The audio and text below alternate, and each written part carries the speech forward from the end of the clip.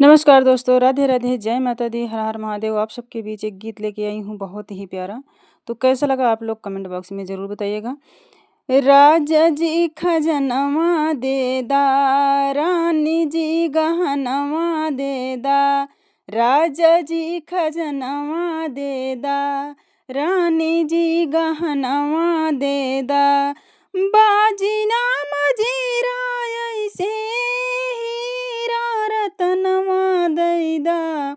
राजा जी खजनवा दे दा, रानी जी गहनवा दे दा। हल्का हंसली काड़ा छाड़ा, बाजू बंद झुमका डाड़ा। हल्का हंसली काड़ा छाड़ा, बाजू बंद झुमका डाड़ा। ई है यार मनवा अपने कान की अरनवा दे दा। राजा जी खजनवा दे दा, रानी जी गहनवा दे दा। राजा जी खजनवा दे दा, रानी जी गहनवा दे दा। बाजी ना मजीरा ऐसे हीरा रतनवा दे दा। राजा जी खजनवा दे दा। पाँव के पैजनिया दे दा, कमर कर धनिया दे दा। पाँव के पैजनिया दे दा, कमर कर धनिया दे दा।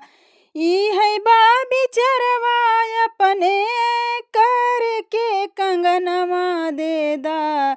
राजा जी खजनवा दे दा, रानी जी गहनवा दे दा। राजा जी खजनवा दे दा, रानी जी गहनवा दे दा। बाजी ना मजीरा ऐसे हीरा रतनवा दे दा। राजा जी खजनवा दे दा, रानी जी गहनवा दे दा। हमरा के कछु ना चाही, ई है एक मंगनवा मांगी। हमरा के कुछ ना चाही, ई है एक मंगनवा मांगी। ई है एक सपनवा अपनी गोद के ललनवा दे दा। राजा जी खजनवा दे दा, रानी जी गहनवा दे दा। ई है यार मनवा हमके प्रभु के चरणवा दे दा। राजा जी खजनवा दे दा, रानी जी गहनवा दे दा। राजा जी खजनवा दे दा, रानी जी गहनवा दे दा। बाजी ना मजीरा ऐसे हीरा रतनवा दे दा।